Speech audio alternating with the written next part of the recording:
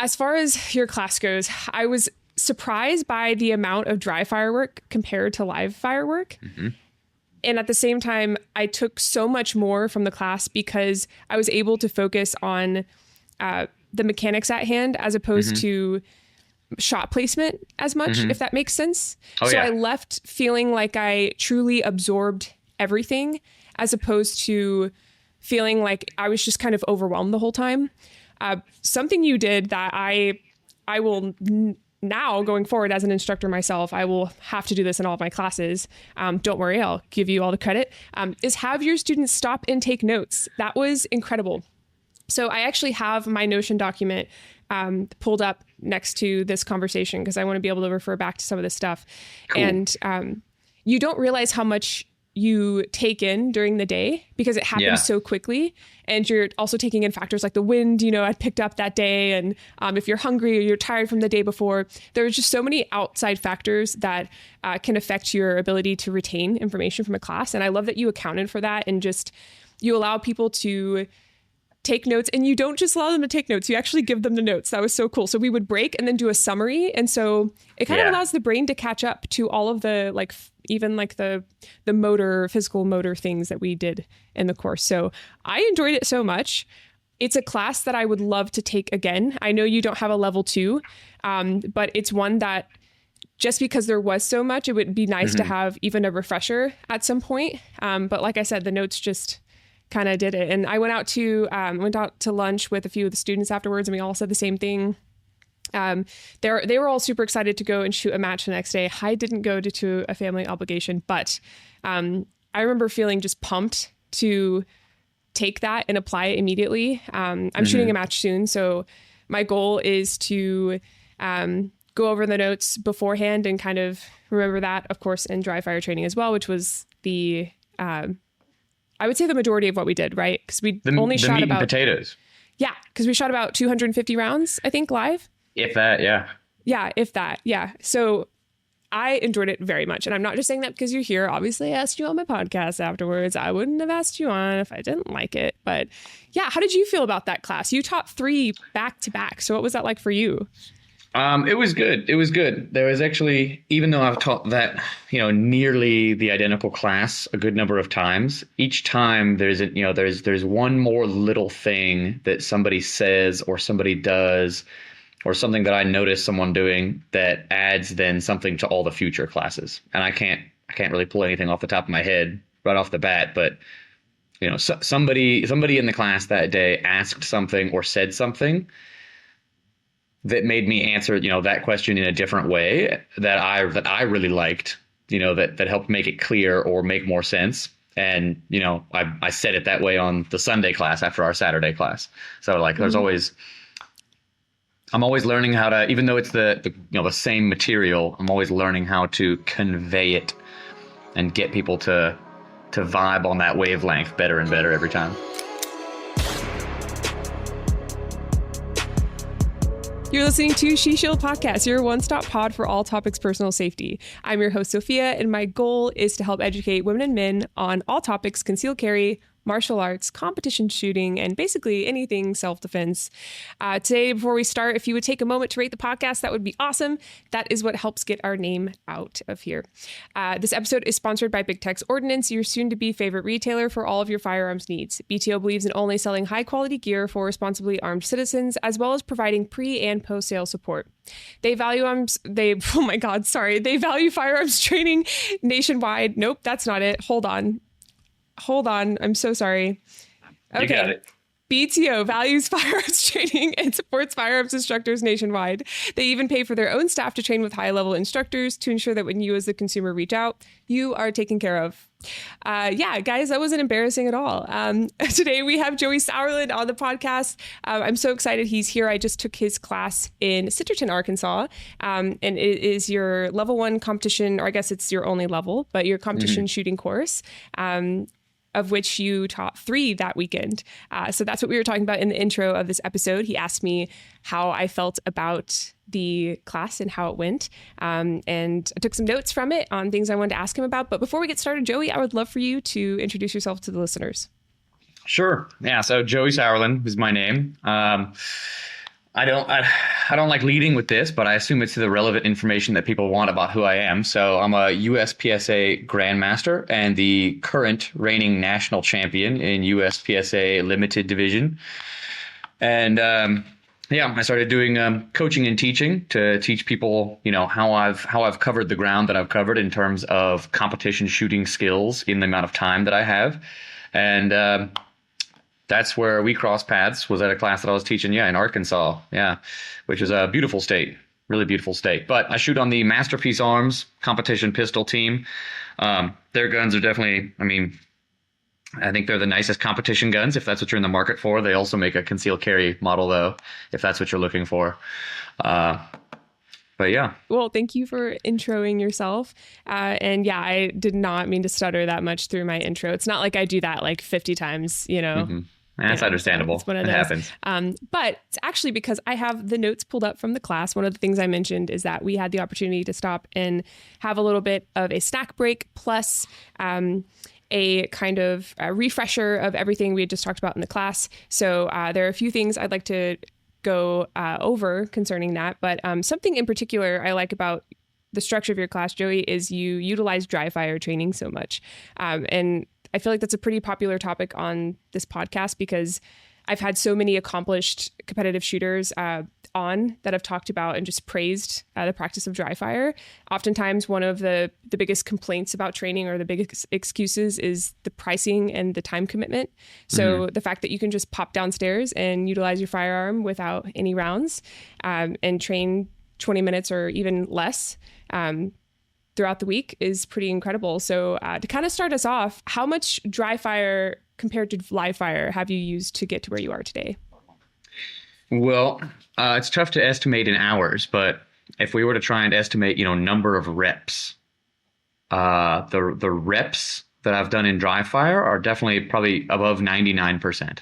Yeah, hours is probably north of 90%, but number of reps. So if I go into my basement for 30 minutes, most people can't make it to their range in 30 minutes, let alone have targets set up and unlock the gate and load their magazines, in 30 minutes. If I go down to the basement for 30 minutes, it takes me maybe a minute and a half to put my belt on and get my gun out. And then I can train for the remaining 28 and a half minutes. And I'm doing rep after rep after rep after rep. I don't have to load magazines. I don't have to pace targets. I don't have to set stuff up. I don't have to tear stuff down. And, I think for a lot of reasons, which I hope that we'll get into here in a little bit, dry fire is it's not something you do because you can't live fire. I can't afford to shoot that much, so I have to do dry fire instead. I think dry fire is a superior tool to live fire. You still have to do some live fire, right? There's things that you don't get in dry fire, but I think dry fire is a superior tool for a lot of reasons. But I know the average person doesn't believe that, but let's go ahead and say dry fire reps are half as good as live fire reps. Rough number. They're 50% as valuable to your learning. In 30 minutes of dry fire, just rep after rep after rep, I'm doing hundreds and hundreds of reps. Whereas if I have to, again, 30 minutes is not enough time for most people to make it out to their range and set up targets. So, if we're talking about the volume, it's pretty easy to do 10 times the amount of volume of dry fire. So if it's only half as good, which again, I think it's superior for a lot of reasons, but if it's only half as good and you can do 10 times the volume, well, that means it's only 5 times as good as doing live fire training. Rough numbers. Absolutely. And do you incorporate dry fire training when you actually get to the range before you even introduce live ammo? Not necessarily before, but intermix it for sure. Yeah. So especially if you're going to do a lot of dry fire training, which I think is the way to get highly proficient with a firearm very quickly and for low money. If you're going to do a lot of dry fire training, when you do go out to do live fire, the live fire stuff should be very much based around getting the things that you don't get in dry fire, because I think you can get 90+% of skills in dry fire. So you really need to focus on the missing 10% when you go out in live fire. And when you go learn something about that 10%, that's when you work in some dry fire reps, replicating what you just learned. I learned that, my grip needs to feel this way in my support hand, and I get better behavior from the gun when it's recoiling. Well, now I can go replicate that, 10 times in a minute and a half with a draw and an engagement of some target array, and I can, replicate that 10 times over in dry fire, and then, go run another magazine and remind myself of what it feels like again. So, dry fire is really, really great for replicating things that you learn in live fire. So, that's still just even within that 10% of stuff. So even just in that 10% that I'm missing in dry fire, I'm still working on that 10% by replicating stuff in dry fire when I'm out on the range. Absolutely. And what would you say to the idea that because we don't get that recoil kind of stimulus in dry fire training, what would you say you can do to fix that? Would it just be going to the range and doing that? Are there any tools that you utilize during dry fire, like a CO2 chamber or anything like that? Oh, no, I don't use any dry fire systems like that. Let me get spicy as to why. Now, I'm not totally familiar with all the different dry fire systems. I know there's the CO2 one that makes your slide cycle. I've never tried that before, but I think someone told me that you can only pull the trigger and cycle a slide. I forget what it was, but it was less than 100 times before you need to change the CO2 cartridge or recharge it or fill it back up or whatever, however that works. And that's not a lot. I'm pulling the trigger in my dry fire well over 100 times a minute. So if I want to do 30 minutes of dry fire, I'm going to have 30 CO2 cartridges a day. That's not very practical. And then interesting. You're not like sponsored by any dry fire systems that I should be cautious of. All right. Are you? No. Okay, cool. So there's another one. I forget what it's called, but there's some dry fire system where you got a laser thing that goes in your chamber, right? And that shoots a laser out your barrel. I know who you're talking about. Yeah. Yeah. And you get these targets that go up on the wall, and the whole kit, the whole setup's like $700-800. And you get these targets that go up on a wall, and so when you pull your trigger, it shoots the little laser light. And then the targets you have up on the wall, they read where that laser hits them. And then you've got a tablet down here in front of you, and it shows you the targets. And it shows you by putting a little red dot on the tablet where you hit the target.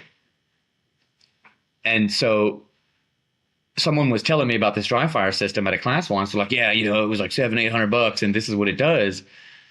And they were shooting an optic. And I was really confused because it seemed to me like they had paid $700 for a laser and 2 different computers to show them on a screen with a little red dot on the picture of the target where their red dot was on the target. And I didn't, it's like that's a really extensive and high tech and expensive middleman you got there, Right. Anyway, those are my opinions. I think you should train with your gun. Absolutely. And for those listening, because I like to assume that we have listeners that have just never even seen a red dot all the way to, competition shooters close to your level. So for those not listening, when you say you're able to track the movement of your gun with your red dot, can you kind of explain what that means a little bit? Oh, sure. Yeah. So, if you're shooting a gun, if you're shooting a handgun, it's got either iron sights on it, the thing in the front with the 2 things in the back that you got to line up, or you've got an electronic optic where you've just got one red dot, and that dot's projected onto that glass optic window. So no matter where you turn the gun, how the gun moves around and rotates, wherever that red dot is, that's where the bullet goes. And that's generally accepted as, an advantage. It's a superior tool for, being able to shoot your handgun accurately.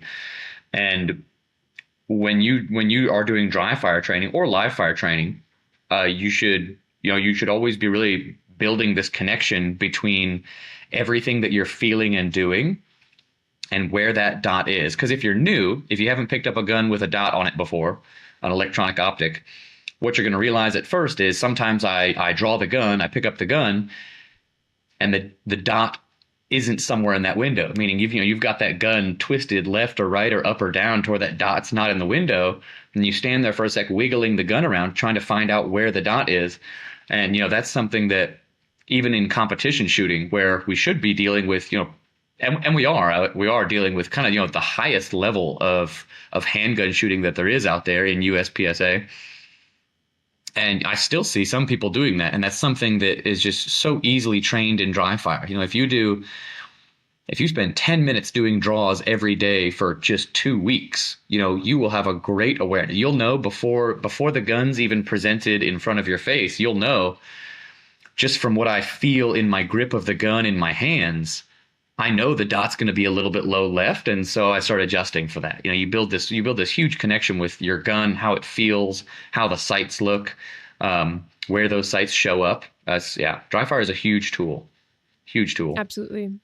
Yeah, absolutely. No, I believe the first time that concept was introduced to me was when I did shot calling for the first time. And that was by a friend of mine who, at the time, we joke about it now. I definitely, it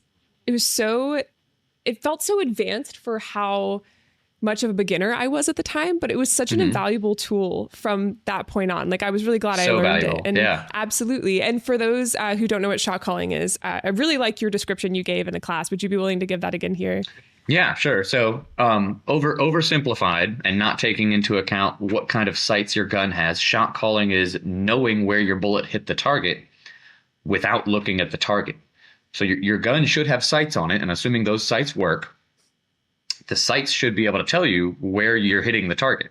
So, if your shot went low and left of the center, that's something that you should know while you're shooting the gun without having to look at the paper to see where the bullet holes are. The ability, you have to learn to interpret that information from the sights of your gun while your gun is firing. And that's a huge skill. That's one of the few skills I think, in competition shooting, you're graded on speed and accuracy.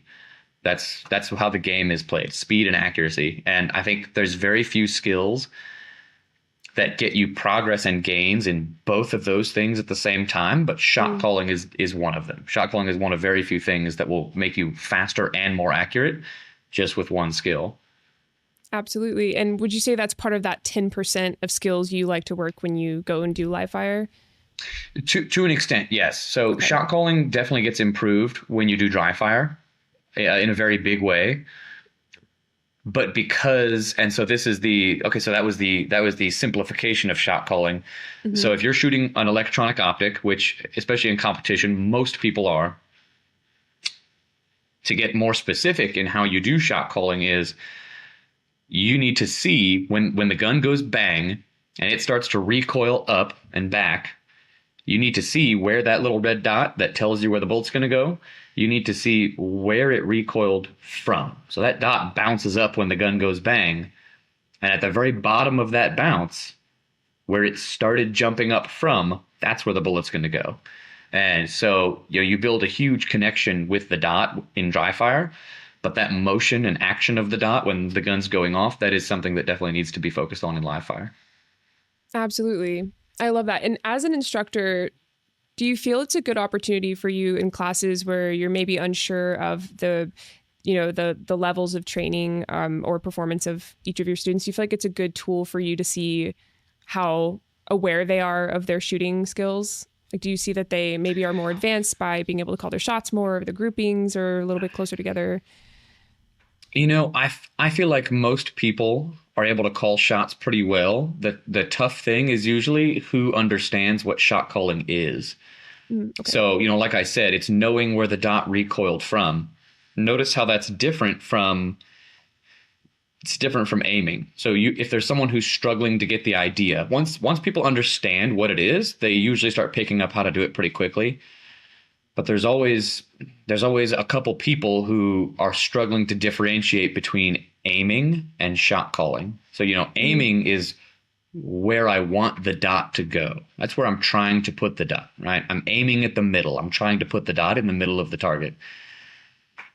But when the gun goes bang, knowing where the dot recoiled from, that's what shot calling is. So maybe you were aiming for the middle, but that might not be where the dot recoiled from. Right? Anybody who's shot a target before, like, you were probably aiming for the middle the whole time. Notice how not every single bullet went right in the middle. Right. Yes. Knowing where those bullets went without looking at the holes in the target, that's shot calling. Absolutely. Yeah. I think the biggest struggle I had in class that day was, especially when we started not picking up speed, but we had done enough reps where it was like, okay, we're warmed up now. I was kind of starting to push a little bit, was being able to tell which shot was which, because I hadn't done it in a while. And yeah, it definitely called me out in a really good way. It humbled me in the sense that I forgot how much of a valuable tool it is. Yeah, it's huge. I don't think it can be trained too much. I love that. So first of all, thank you for explaining some of those foundational concepts. I would hope that, if I were listening to a podcast episode and, we said some of these words that, we're used to using maybe on a regular basis, that they were explained at some point. So it's kind of fun to have you explain those concepts since you are at such a high level. So speaking of, where would you say some of the biggest changes in your training was when you were going from starting out in USPSA all the way to now your status as a national champion? Well, so that's cool. That's a cool question because it has not changed much. Okay. It has not changed much. And for those listening, again, trying to be illustrative here, I don't like to sound like I'm bragging in any way, but this is the relevant information that people want. So I'm a national champion. Nice. And I didn't shoot much growing up. I wasn't a gun person, a shooting person before I got into competitive shooting. But I got into competitive shooting kind of late 2020, maybe early 2021. And so the fact that in 2024, I won a national championship, on the grand scheme of things, is pretty earth shattering, right? Most people who are national champions have been doing this for a decade or two and doing a lot of shooting and not as much dry firing. So that's kind of like my claim to fame. And I think one of the reasons I made such rapid progress is because I got onto a method of training that was extremely effective. And for that reason, it has not changed much. That's wonderful.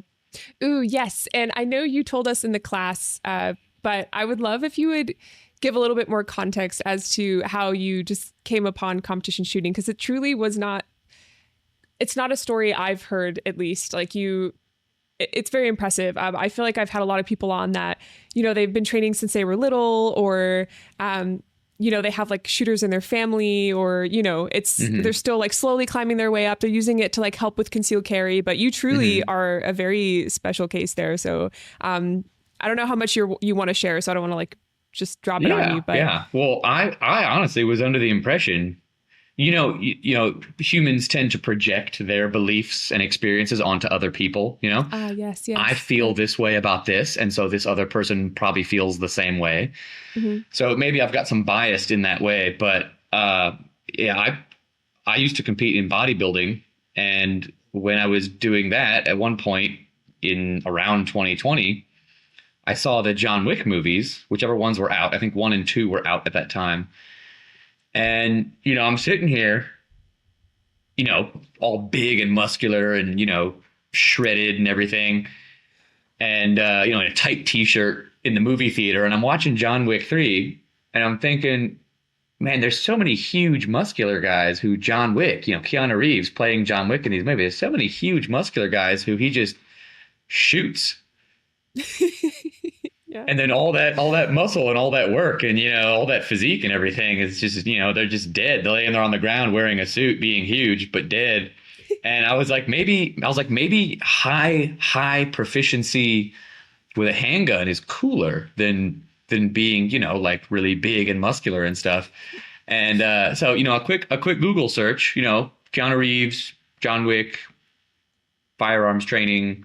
And you stumble on to USPSA and also 3-gun. He kind of does both. But yeah, United States Practical Shooting Association. That's the competitive shooting sport that I compete in. And I think of shooting sports, I think it's the biggest, most competitive one in the country, right? Is there any other that has like greater participation? Yes. Yeah. And so yeah, that's how I got into it. And I kind of there's definitely been other people who've agreed with me when they're like, "Oh, how'd you get into it?" And I'm like, "Well, John Wick." And I feel like a lot of people are like, yes, of course. Right. Naturally. So does everyone. Right. How else would you get into it? Right. But yeah, so I saw John Wick. And then once I learned about how to do dry fire training from my instructor when I first started, I realized this dry fire can be a really good tool, if it's done right. And if I do it a lot more than everybody else, I can probably get better than everybody else pretty quickly. And so I kind of, working out was what I did, right? 1 to 2 hours a day, every day. And then outside of that, aside from working my job, which was also at a gym, like eating meals that are weighed to the gram and timed out perfectly every day, taking supplements. And so I just kind of quit doing that. I didn't quit eating, obviously, but I just quit working out for like the first maybe like 8 to 12 months that I got into it. I just quit working out and I would go to the range every day and I'd be out there for 2 hours or more every single day, just dry firing and dry firing and dry firing and dry firing.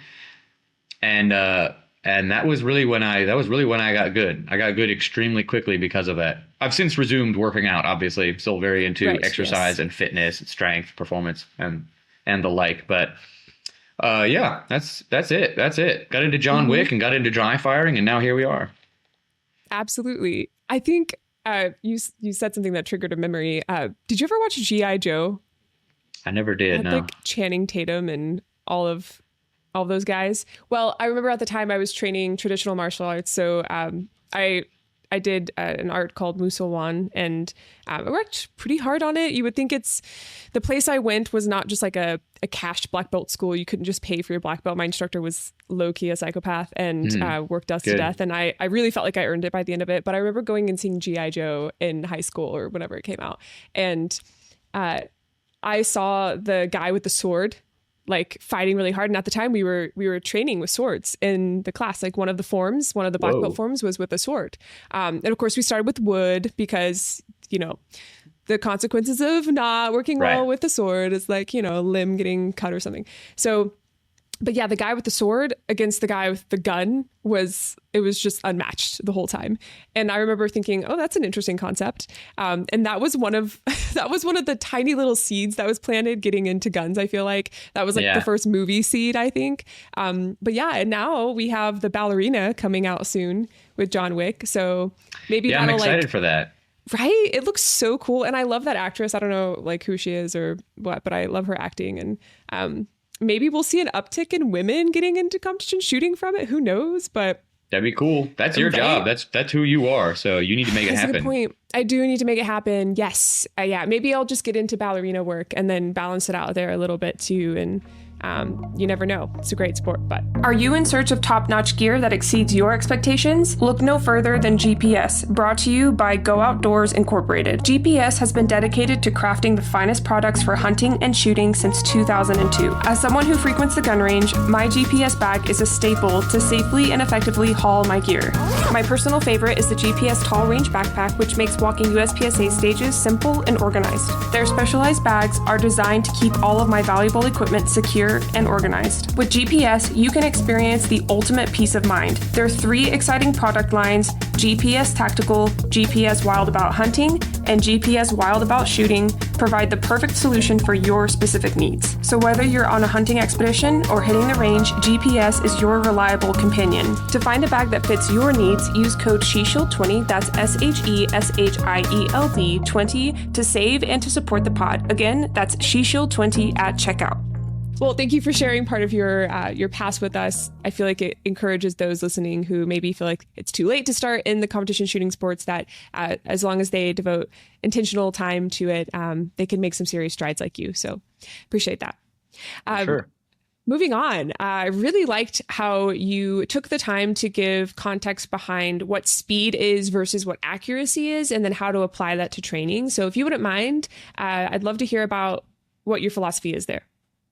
Yeah, for sure. So once you have some foundational, proficient and safe gun handling skills, that's step one, which a lot of that can be attained in dry fire as well.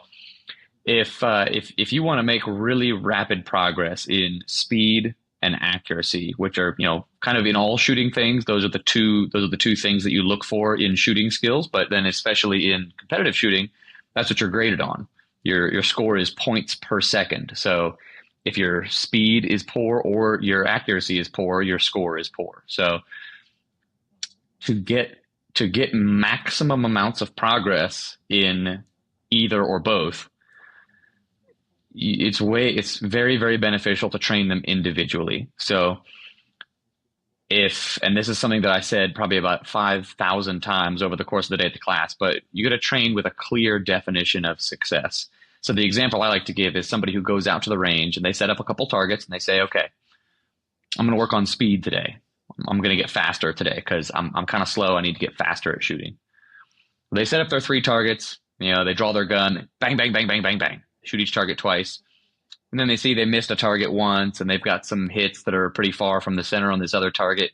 And immediately, right off the bat, it's almost impossible not to then rein that speed back in a little bit, right? Bring that speed back a little bit closer to your comfort zone, a little bit closer to what's normal for you, so that you're leaving acceptable hits on paper.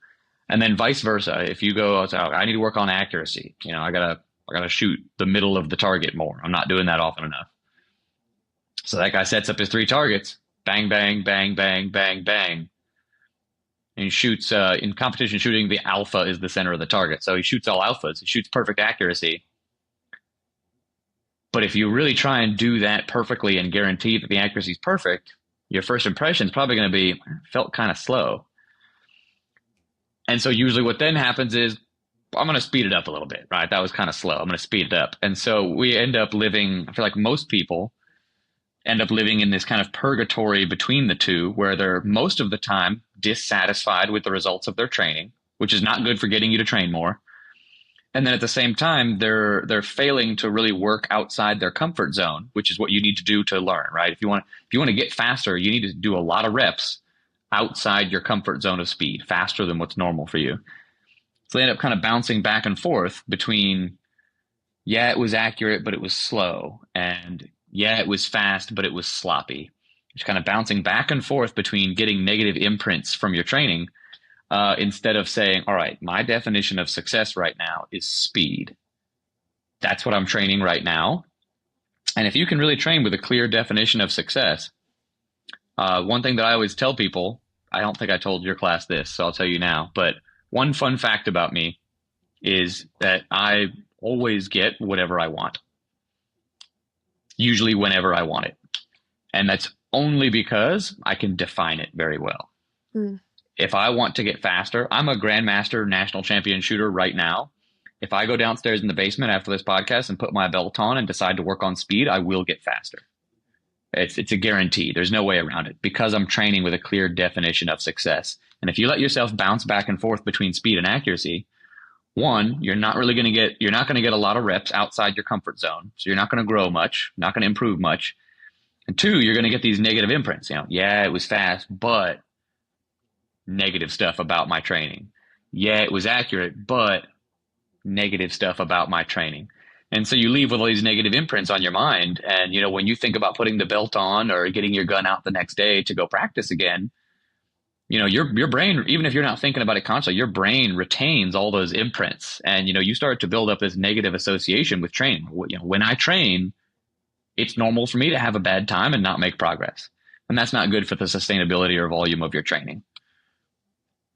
Absolutely. Yeah. And what would you say? How would you say someone should apply that to their dry fire training in order to get an equal volume of the two? Or would you say it's specific to the shooter and what their weakness is? Could be specific to the shooter. I think most of the time, a majority, whether that's 60% or 80%, I don't think it matters as much, but I think a majority of your time can be spent working on speed, just because that's the more infinite spectrum for progress. If you shoot 100% of the points, as we say in competitive shooting, meaning you shot the best points available on all the targets, there's a cap on that. There's a cap on accuracy. It can only be so accurate. But speed is infinite. It can always, there's always another 5/100ths of a second to be shaved off of how long it takes you to do something with a handgun. And so you can spend most of your time in speed. And then the other reason for that is if you're training properly in speed mode, which by my definition of success, if I'm training for speed, I'm doing things faster than I can, faster than what's normal for me outside my comfort zone. I still have to know where my sights were. So, let's say I'm doing some dry fire target array. I'm doing it in speed mode, right? So I'm whipping that gun around. My eyes are darting around. I'm doing it very fast, faster than is normal for me. I still have to know where the gun was pointed. So, earlier we talked about shot calling, right? So you have to know where the dot was when the gun recoiled. You still have to know where the dot was. Now, what doesn't matter anymore is whether or not it was in the middle. Mm. If it was on the right side, the left side, if it was high, it was low, if it was even off the target a little bit, that doesn't matter because accuracy doesn't fit our speed definition of success. If speed is the definition of success, that's what I'm going to get. Because I always get whatever I want when I'm training because I can define it very clearly. So you just have to know where the dot was. And that's the other reason you can spend most of your time training speed, because you'll still build some accuracy when you're in speed mode. Not because you're thinking about it, not because you're clouding your definition of speed success with accuracy, but because even when you're throwing that gun around way faster than is normal for you, if you know where it's pointed, if you know where the sights are, you're still building awareness. You're still building connection between, when I feel this in my grip, I know that means the dot, my sights are going to be over here to this side a little bit. Or I know when I swing the gun this hard, this is where the sights show up. So even though you're not working on accuracy, you're building those connections between what I do with the gun and what that means about where the bullets are going to go. So you're still building that connection, even though you're training for speed. Absolutely. No, that makes a lot of sense. And for those listening, if you are listening to this and you're thinking, these concepts are really great to listen to, but I want to put them into practice, I'm going to link all of Joey's information at the end of the, not at the end, but in the resources portion of the show notes.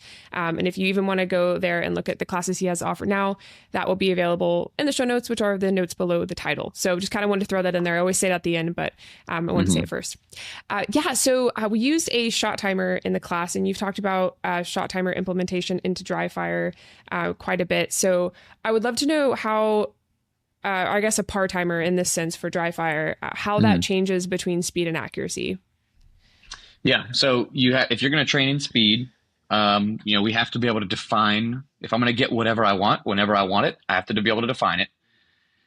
And so for speed and accuracy, that means it has to be measurable. I have to know that I'm getting what I want. So your shot timer, for those who don't have one, it's a very useful tool almost no matter what kind of shooting you're doing. But basically it's a start beep. It's a little timer thing that makes a beep, tells you to start, tells you to draw the gun and go. And one of the functions that a good shot timer will have is it has a par time. So you can set it to have a second beep a certain amount of time after the first one. So let's say I've got my dry fire target array up on my wall and it's 8 targets. And what I'm doing right now is I'm drawing the gun and I'm getting my sights on each one of those targets. And I want to start making that faster. I'm going to set a par time on there. Maybe I started at 3 seconds. Well, as soon as I can do it a couple times in a row and beat that par time, beat that 3 second par time, I'm going to drop that par time down to 2.8 seconds. And then once I beat that a couple times, 2.6 seconds. And maybe it's starting to get a little bit tough, so the margin gets smaller. Maybe after that, 2.5. After that, maybe 2.45. But that's a seriously important tool for making sure that you're getting faster. You need some tool to push you outside your comfort zone of speed.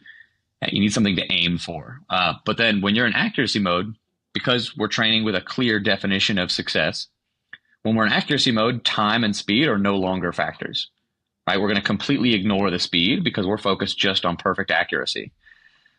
So what you do is you still want the start beep, because at least for the shooting sports, that's always how it starts. You always have a start beep that tells you go. It's time for you to start shooting these targets. So you still have the start beep, but you take the par time off. No par time at all. Time is irrelevant. Speed is irrelevant. Clear definition of success. Just working on accuracy. Absolutely. Yeah, that was, while it's, in hindsight, it's maybe a simple concept. It kind of blew my mind in the class. I was like, I didn't think about using these differently. I just kind of used it because it's a tool that everyone knows to use, during dry fire. So I really appreciate that. Appreciate you kind of sharing your secret sauce. So yeah. But yeah. No, and it is simple stuff. It is simple. Like you mentioned it, in hindsight, it seems like, why would you do it any other way? But right. That's how a lot of things are. Like I'm a simple guy. I don't like getting into really complex things. And most of my training methods are roughly that simple. Sometimes they're so simple that they become complex. you know? Yeah. Yeah. Yeah. So like when in the part of the class where we were working on movement speed training, Hmm. one of the key things that had to be done was you had to quit thinking about your legs and your feet while you were moving. And Right. that's, that should be an easier job, right? You have to think Right. about less things. You have to pay attention to less things. Less things matter. Your job is simpler. But that's hard to do. That's a very complicated thing to do, is to not think about your legs and your feet while you're trying to work on movement. It's a little counterintuitive, but simple is better. Simple is better. If my challenge is simpler, I tend to get success more. Absolutely. I like that. As someone who overcomplicates every aspect of her life, I really appreciate Hmm. that. So, That's um, good. another thing that was, well, this was completely new to me, so I guess another thing, but was metronome work. So Hmm. the first time I'd ever heard of your class, someone came up to me and they're like, "Yeah, we used a metronome," and I was like, "What? That's crazy." I've played violin and piano since I was 5, and metronomes were always a part of my life, but not for shooting until now. Hmm. So I'd love for you to talk about that if you don't mind. Yeah.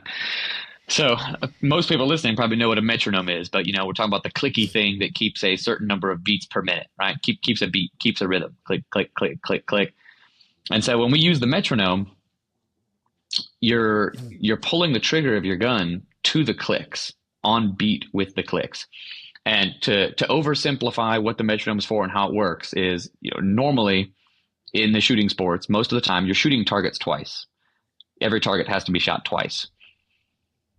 And so one of the first things you learn you'll definitely hear people talking about it at the first match you go to, is how transitions in between targets is a place that you can get faster, but the time in between shots on the same target, there's not as much time to be made up.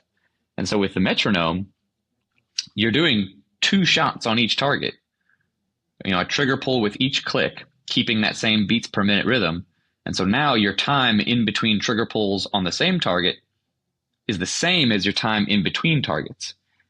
And because there's so much more to be done in between targets, that's the part that gets challenged more. Getting the gun from one target to the next, where there's more time to be saved. That's kind of what the metronome forces you to develop the facilities required to put the sights of the gun on the next target quicker. And that's one place that there's really great progress to be made in shooting speed. Absolutely. The drill that we did towards the end of the class was kind of mind blowing. I'm not going to lie. I also didn't realize how tired my trigger finger could get. That was wild. Mm-hmm. It would just at one point just started freezing. And especially when we do a highlight on social media, I'll pop a video up so you guys can kind of see how we implemented the metronome in the class. But yeah, I look forward. And that's just an app on your phone, right? Like that's just the one that I use is called Pro Metronome. I think it's got the color theme has turquoise in it, but there's a lot of them. You just want to get one that has clicks and not one that has pings. Pings get very annoying. Right. Absolutely. So yeah, if you're someone who maybe is saving up for a par timer or something, or you can even find apps with par timers. I know Livefire app has one, and then you can add in the metronome and kind of go from there. So yeah, I absolutely love that. I know we talked about other dry fire tools that maybe aren't worth it, but would you say that those are the 2 things you have present for every dry fire session? Yeah, I don't always do the metronome. The metronome's kind of, a little bit of an up and extra. I still do it, but the shot timer is mandatory every time, all the time. Absolutely. Okay. Well, thank you for sharing that. As you've mentioned, you have a background in athletics, in kinesiology, much respect to someone that comes from that field as well. I would love to know how you have incorporated that into your training, how much of it is truly, biomechanics in addition to speed and accuracy. Yeah. So sorry to say, I think biomechanics definitely play a role, but analyzing and understanding the biomechanics play just about no role at all. They make for good discussion. Right. But when you're training, and when I say this, kind of like not taking the par time off when you're doing accuracy training. It's like, in hindsight, it's like, well, yeah, of course you would do that because the time doesn't matter because I'm just working on accuracy and nothing else. But imagine yourself out on the range, trying to think about, certain angles of, hip hinge and, certain weight distribution and certain amounts of, hip rotation in movement, like it would be silly if someone was out there on the range trying to calculate, how much weight loading on this leg and how much hip rotation here based on how much distance I want to cover. Like, that's actually, to me at least, that actually seems really silly. You're going to go out and train for an hour. Like, how much of that time are you going to spend, conjecturing and with your protractor trying to calculate numbers and analyze, the biomechanics of what's going on? Like, it's too complicated for me. I'm a simple guy. Way too complicated for me. Absolutely. Yeah, that was that was really interesting to hear. I kind of thought maybe at least going into this sport that, well, don't get me wrong, like an athletic background can obviously it helps for, for sure. Being more in shape will only help with anything. Absolutely. But something you led with the class is getting your gun on the target faster. And the analogy that really stuck with me was the and totally correct me if I say anything the wrong way, but having the idea that a rubber band is pulling you from target to target, that was kind of wild. And that was what really made a difference for me. Let me correct you real quick. A rubber band is pulling the gun. Pulling the gun. Yes. Yeah. Sorry. Yes. When I imagine it at like the muzzle of the gun, but yes, it's perfect. Pulling the gun. Yes. Makes a lot of sense. Yeah. And perfect. Where did that come from for you? I can't remember where I first got that. I don't want to assume that I came up with that, but I don't know that I got it from anywhere else. So okay, let's go ahead and say I came up with it. Yeah, I like that. Yeah. But yeah, just like we were just talking about, that's focusing on the gun and not your body. Mm-hmm. I think that's key because, like we talked about a minute ago, over here analyzing, little bits of footwork and little bits of biomechanics. That's a lot of extra work. It's a lot of extra details that, that only really matters. Like when we're working on movement speed, we're trying to be able to shoot the next target sooner. And what actually has to happen for that is the gun has to get to that next target. Right. What my body does realistically doesn't matter at all as long as it's getting the gun to the next target sooner. This piece of footwork, that piece of footwork, this much hip rotation, that much lowering of my center of gravity. We could talk forever. We could write textbooks on this stuff, but none of it matters at all unless it's getting the gun where it needs to go sooner. And so that needs to be the focus of for those of you who are out there, you're going to go out and do dry fire movement speed training because you really want to get good at competitive shooting. For those of you who that applies to, you really got to be focused on the gun. And assuming you're willing to do enough reps, it takes work for this training method to work. It takes a lot of reps, it takes volume. But assuming you're willing to put in the volume, your body's going to figure out how to get the gun there sooner. But if you focus on certain pieces of footwork and your legs and your feet, they might develop something new, but it's not then necessarily built around getting the gun where it needs to go sooner.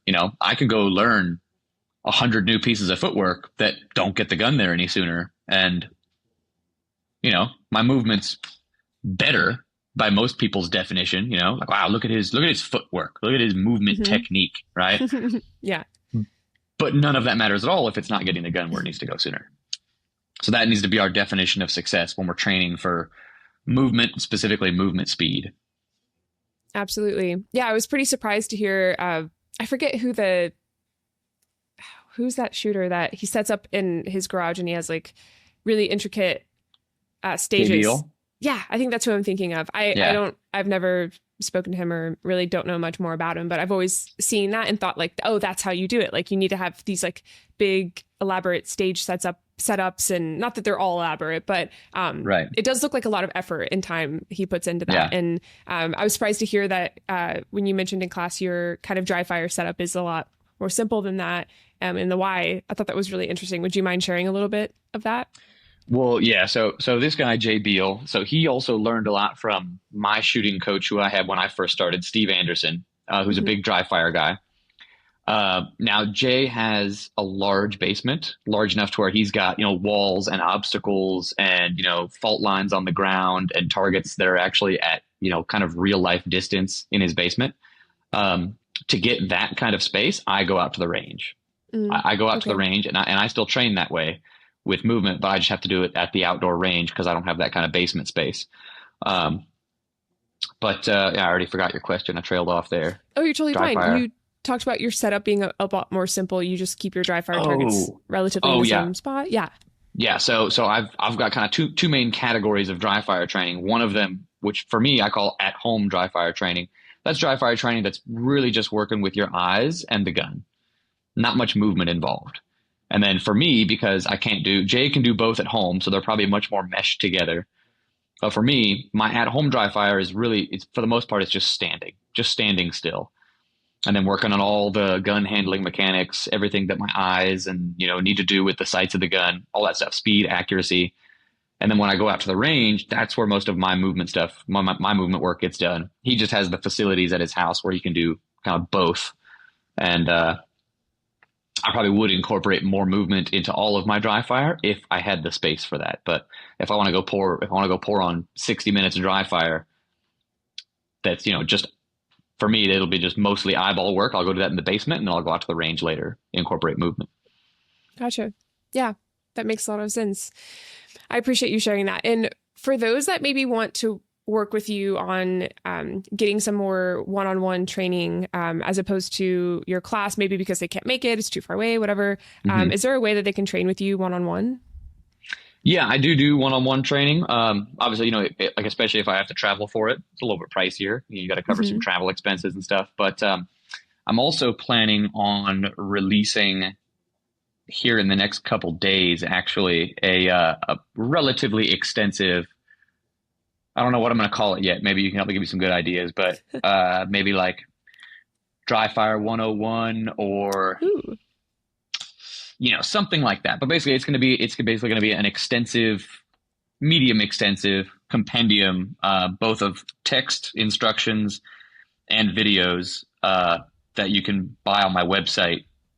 That's, just the whole instruction book for the at-home dry fire, what to do, how to do it, what to focus on while you're doing it, what to look for, what to ignore, all of that stuff. So if anybody wants to start doing that at-home dry fire, which is, it's really the biggest thing, that'll be step one.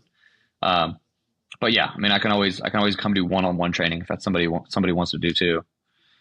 Absolutely. And you mentioned something about people being able to send you their stage videos and you giving them feedback. Yeah. That's a thing I started doing too, which is very, very much just for competition shooters.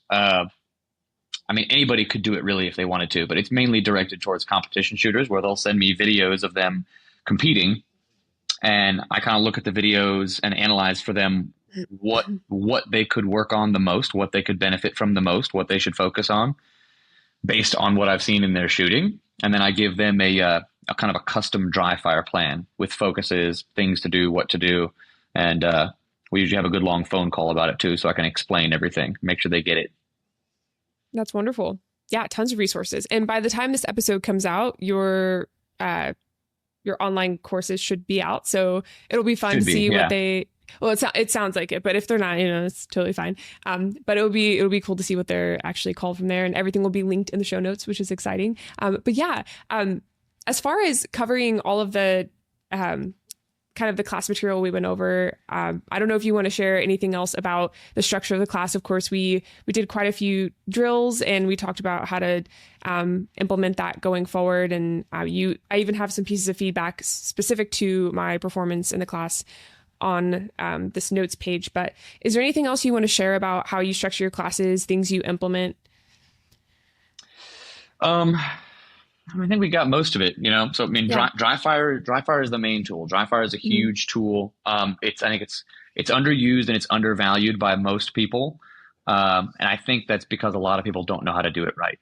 I liken it a lot to my job at the gym where I work. I'm a personal trainer, and there's a large percentage.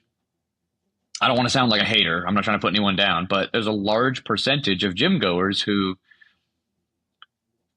think about it this way. If you go to dry fire and your definition of success is, I'm going to get my hands on the gun for 15 minutes, that's what you're going to get, right? Mm-hmm. If you've got a definition of success, you're probably going to get whatever you want, right? Right.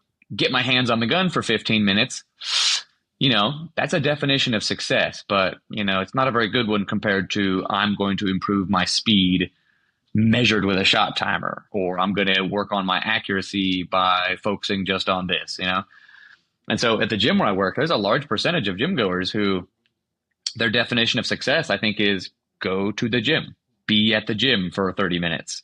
And, you as a kinesiologist and a trainer yourself, I think you definitely see people at the gym who that's about the extent of the success they're getting. I went to the gym for 40 minutes today, and there's not a whole lot beyond that, right? And so the difference would be if your definition of success was, using exercises that are challenging to the facilities I want to improve. For example, I want to get stronger, right? There's certain exercises that benefit your strength a lot more than others. So you pick out the right exercises, and then like your shot timer, I'm going to make sure one way or another that they are challenging to my strength, so that I'm leaving my comfort zone and actually getting stronger than I was before. Usually in the gym, that's going to be with a certain amount of weight or a certain pace or intensity of working out. But yeah, the biggest thing is dry fire is an excellent tool, and you got to train with a clear definition of success if you want to really make progress. I love that. Yeah, absolutely. And if you don't mind sharing, what are you looking forward to this year? We're still at kind of the beginning of the year in a way. We're in March, not yet in April. I refuse to believe it, just because I turned 27 soon. But what are you looking forward to? Thank you so much. Welcome to you're still technically in your mid 20s. You're in your late mid 20s. Yes. You got one more year. I'm 27 now, and my birthday is, when's your birthday? April 2nd. Okay, mine's April 25th, and nice. On April 25th, I will no longer be able to identify as mid 20s. I will officially be in my late 20s. Yes. Yeah, late 20s. Congratulations. Yeah. Well, absolutely. Yeah. They're treating me well so far. So. Good. Yeah. So when you get to your late 20s, question? I didn't answer it all. All good. I love a good tangent. I was wondering what you're looking forward to this year in the shooting sports. Any goals you have or changes coming soon? Yes. Well, at the risk of sounding, cocky or boastful, I believe firmly that I'm out training everyone competing in my division in this country for sure. Hopefully also the world. And so I look forward to winning at least one, preferably 3 more national titles. Won my first one ever last year. I plan to win 3 more this year. And then because of my performance at the last 2 years nationals, I have a spot on Team USA for the IPSC Handgun World Championships.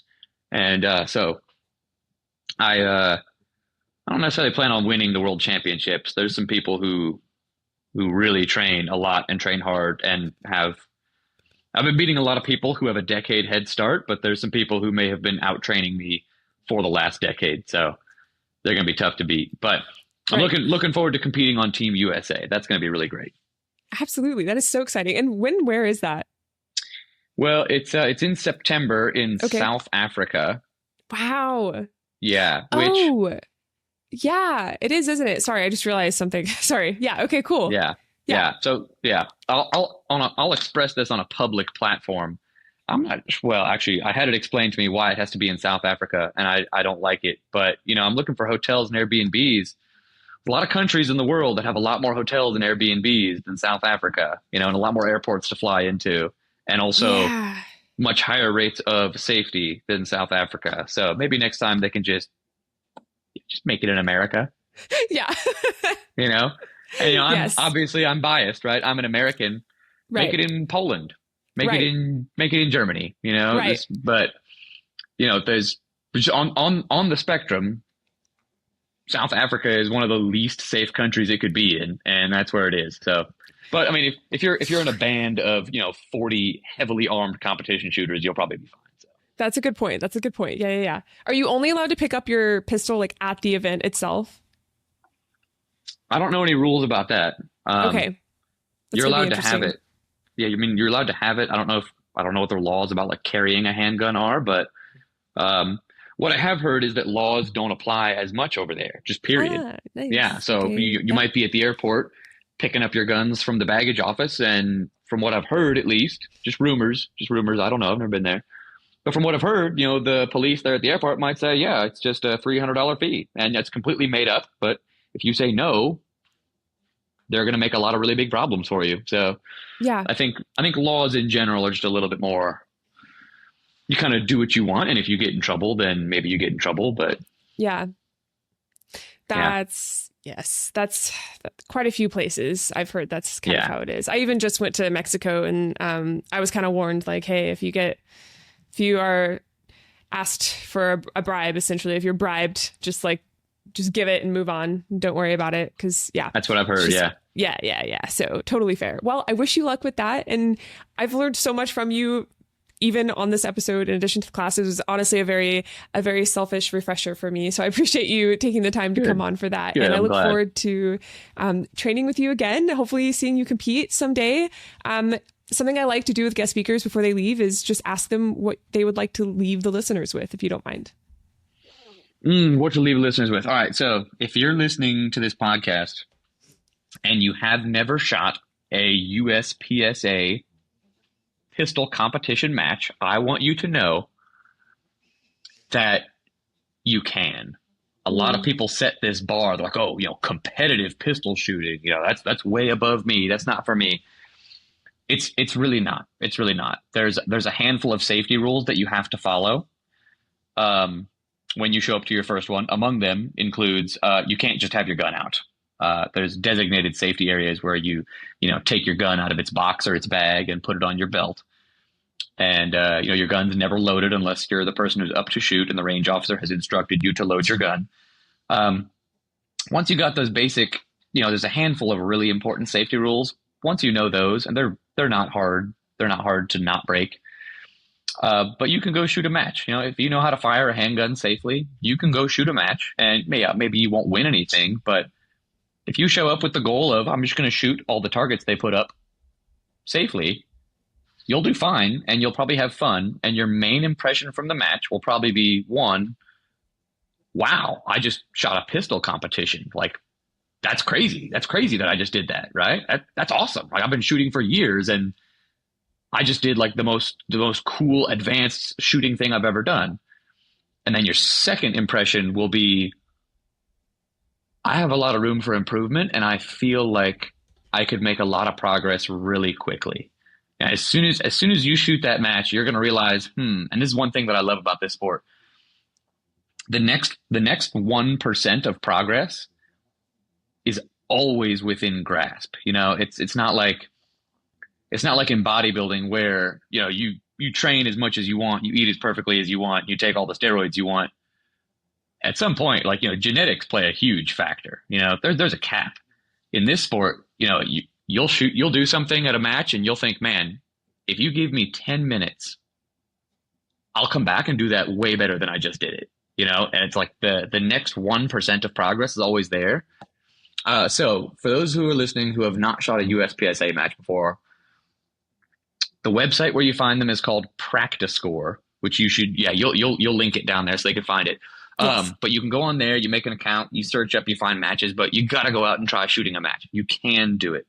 My fiance, she had shot her first USPSA match was her second time ever firing a firearm of any kind. Okay. That's awesome. And I had taken her out to the range 2 days before and she shot a 22 caliber pistol for maybe about, I don't know, maybe 100 rounds so that she could, because like I said, if you know how to safely operate a handgun, that's all you have to know.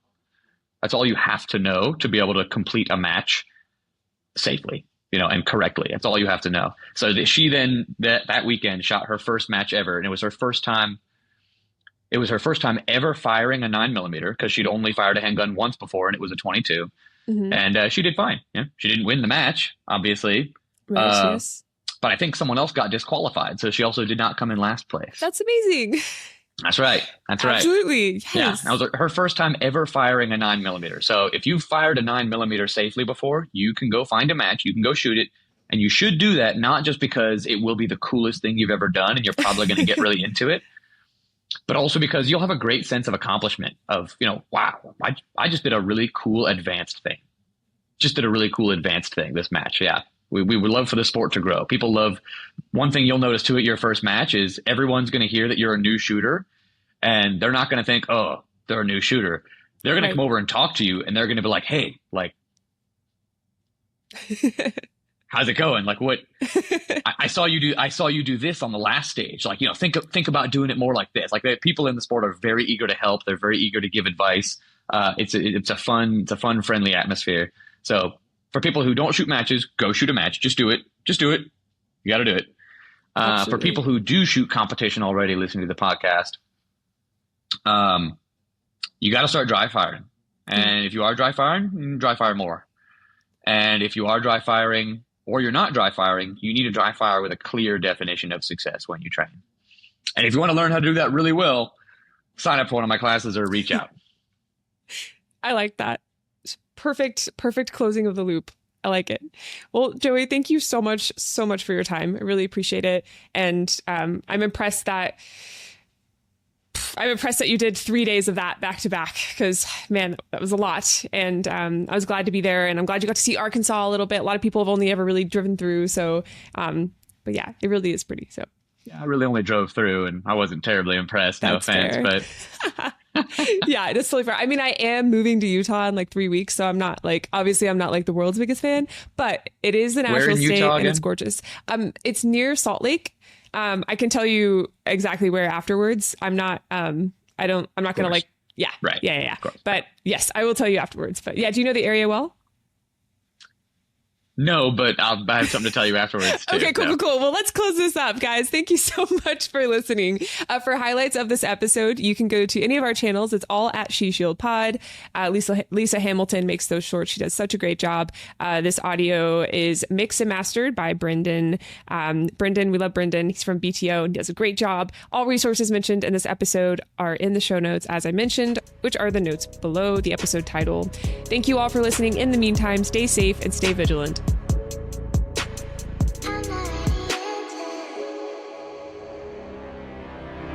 Are you searching for a brand you can trust when it comes to shooting and gun care products? Look no further than Birchwood Casey. Since 1948, serious shooters, avid collectors, and professional gunsmiths have relied on Birchwood Casey. They've been in the game for over 70 years, providing us with products that have stood the test of time. From their legendary True Oil gunstock finish to the dependable Perma Blue, Birchwood Casey's commitment to quality is unmatched. Birchwood Casey has also revolutionized the way we train and improve our shooting skills with their innovative Shoot and See targets. These targets let you see your shots instantly, making it easier than ever to track your progress and become a better marksman. Head over to birchwoodcasey.com today and discover the products that have earned the trust of shooters worldwide. And use code SheShield20 to save 20% on your order and to support the podcast. Again, that's SheShield20, SHESHIELD 20 at checkout. Happy shooting.